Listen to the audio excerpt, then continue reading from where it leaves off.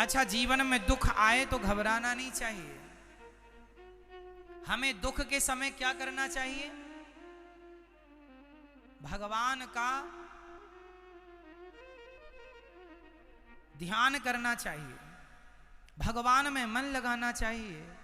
अच्छा ये बताओ, सुख ही सुख आएंगे, क्या जीवन में दुख नहीं आएगा? आप में से ऐसे कितने लोग हैं जिनके जीवन में कभी दुख नहीं आया? है कोई एक ऐसा? बोलो मेरी मां, आया है? क्या भगवान राम के जीवन में दुख नहीं आया? क्या माता सीता के जीवन में दुख नहीं आया? इसलिए दुख और सुख तो ऐसे ही हैं, जैसे दिन है तो रात भी होगी ही, उसी प्रकार सुख है तो दुख तो होगा ही जाएगा। कहाँ, ये तो दिन रात की तरह है। इसलिए इनसे बचना, आप सोचें कि हम इनसे बच जाएं तो संभव नहीं है, आएगा। अब देखना यह है कि आपकी दुख में स्थिति क्या होती है। दुख में घबराओ मत, परेशान मत होइए। जब दुख आए तो भगवान के करीब चले जाओ, हे नाथ हमें आप ही बचा सकते हैं। कुंती बुआ ने कहा, ऐसे सुख पर पत्थर पड़े जो कृष्ण हृदय से जाए, बलिहारी वा दुख की पल पल नाम जपाए। जीवन में जब दुख आए तो भगवान का ध्यान करना चाहिए और ये समझना चाहिए कि भगवान हमें अपनी कसौटी में कस के देख रहे हैं। सोनार जी सोने को भट्टी में कब डालते हैं? बोलो। जब सोने में कोई दोष उत्पन्न हो जाए। भाई 24 कैरेट का सोना है, बिस्किट है सोने की, उसे तो सोनार भट्टी में नहीं डालता। डालेगा तो आभूषण बनाने के लिए। पर यदि सोना आप देंगे कि भाई ये हमारा आभूषण है, इसे आप ठीक करके दीजिए, तो वो उसे भट्टी में डाल के उसका जो मिलावट थी, टाके थे, वो करके पूरा जो चाहेंगे बना के दे देगा।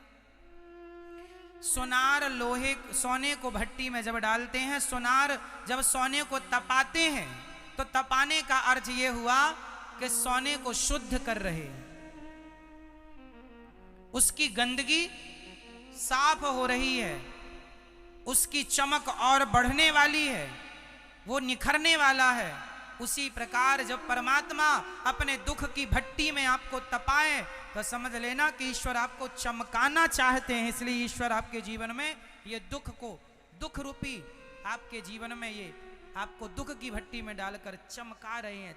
भगवान आपको और चमकाना चाहते, इसलिए दुख आए तो घबराइए मत, दुखों में प्रसन्न रहिए। जैसे रखे राम जी रहना चाहिए और सीताराम सीताराम कोई बात नहीं।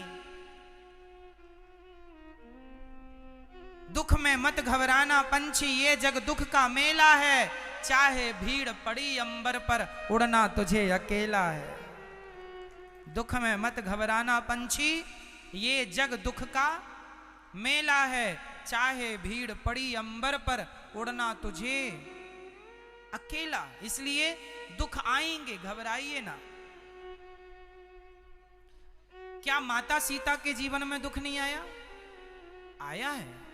इसलिए उस दुख में आपको केवल भगवान का ध्यान करना है। किसके भरोसे रहना है? भगवान के। समय बदलता है मेरी मां। मैंने बड़े बड़े लोगों को, जो लोग बड़े बड़े पैसे वाले थे, उनका समय मैंने बदलते देखा है।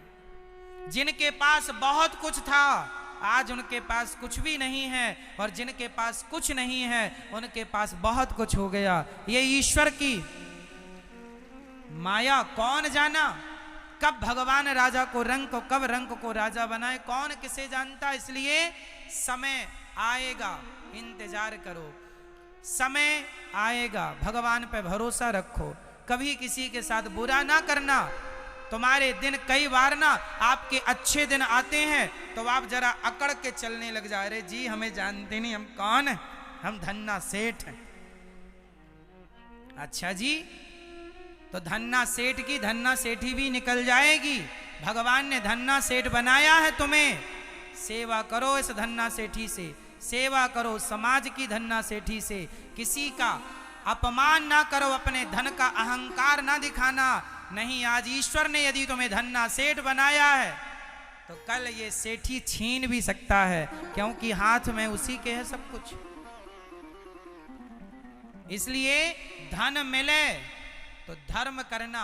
जैसे ये हमारे श्री अनिरुद्ध साहू जी हैं, यजमान जी, इन्हें ईश्वर ने धन दिया, इन्होंने अपने धन से इतना बड़ा धर्म किया कि आज हजारों लोग कथा से जुड़ गए।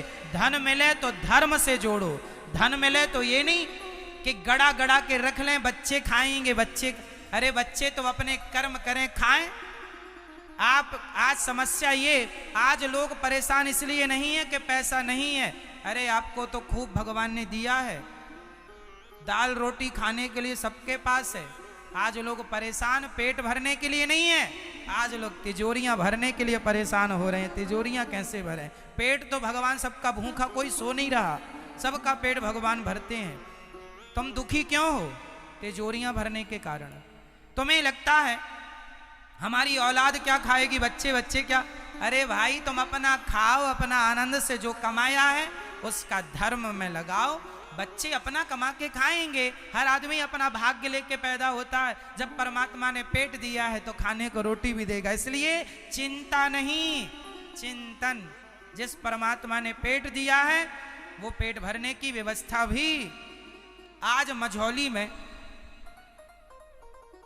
ऐसे ऐसे लोग भी हैं जिनके पास महीने का 10 लाख रुपए